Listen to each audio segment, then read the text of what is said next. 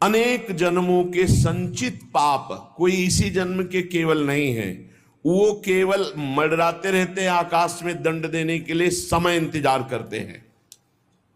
जैसे नरक में पड़े हुए जीव तुम देख रहे हो, घोर पाप का फल भोग रहे, केवल दिखाया गया था नरक। जानते हो किस बात से? कल याद होगा, सुमति जी ने पानी पीने जाने वाली गौओं को वैश्य कुल में 7वें जन्म में जन्मे जब थे, तो उन्होंने उनको नहीं पीने दिया।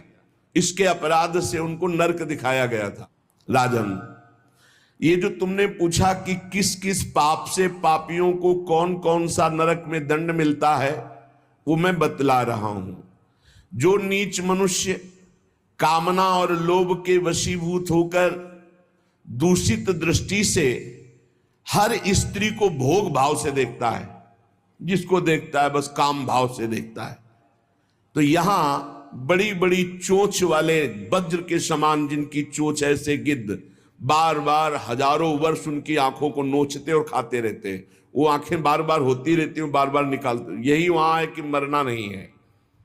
उनकी दोनों आंखों को वज्र तुल्य नरक के पंछी बार बार निकालते हैं और खाते हैं, और उनके पुनः नए नए नेत्र उत्पन्न हो जाते हैं।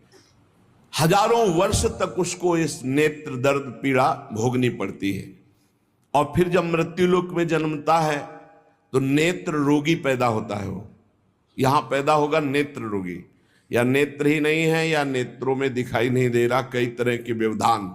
जिन्होंने नेत्रों का दुरुपयोग किया, जो शास्त्र का गलत उपदेश किए हैं, गलत अर्थ किए हैं, अपनी वासना की पूर्ति के लिए शास्त्र का गलत प्रयोग किए हैं, जो किसी को गलत सलाह दी है, तो इनकी जबान बार बार छोटे छोटे हिस्से में तलवार से काटी जाती है।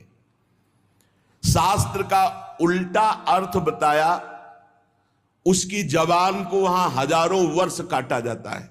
खिलवाड़ नहीं, प्रश्न उत्तर कर देना। अगर आपका उत्तर गलत है तो आप नरक जाएंगे।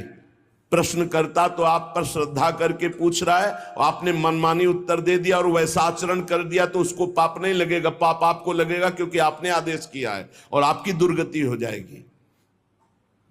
बिना दोष के दो मित्रों में फूट डाल देते हैं, एक दूसरे की चुगली करके। पिता पुत्र स्वजन में भेद पैदा कर देते हैं।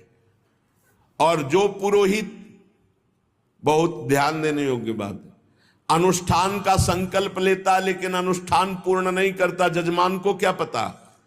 जो पुरोहित जजमान से नियत संख्या ले ली धन और अनुष्ठान पूरा नहीं किया, या जो अपनी माता और पिता का अपमान किया, जो अपनी शरणागत अपने अर्धांग विराजमान पाणिक ग्रहण की हुई पत्नी का विविध प्रकार से अपमान और शोषण किया, वो यहां आरे से चीरे जाते हैं हजारों वर्ष तक। दिखाया, देखो ये बीच आरे से आराम आराम से एक एक अंग चीरे जाते हैं। उस पुरोहित को भी दंड मिलता है, उस पुत्र को दंड मिलता है जो माता पिता का अपमान, उस पति को दंड मिलता है जो पत्नी का शोषण, उस पत्नी को दंड मिलता है जो पति से छल करती है।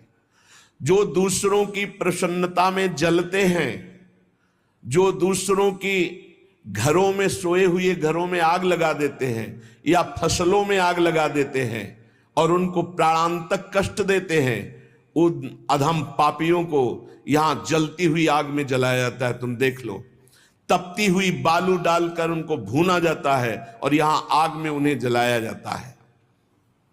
जो सदैव कड़वी बातें बोलकर लोगों के दिल पर चोट पहुंचाते रहते हैं। कुछ लोगों का ऐसा स्वभाव होता है, जब बोलेंगे तो हृदय की पीड़ा प्रकट हो ही जाए, ऐसा उनका है। ऐसे हैं वो, ऐसे बोलते हैं कि अत्यंत पीड़ा दे। ऐसा करने वालों को यहां के पक्षी टूट पड़ते हैं, नरक में लाते हैं, नोच नोच करके उनको खाते हैं। जो यहां किसी की चुगली करता है, उसकी जिह्वा तेज छुरे से बार बार ऐसे ऐसे चीरी जाती है, फिर पूरी हो जाती है, फिर चीरी जाती है।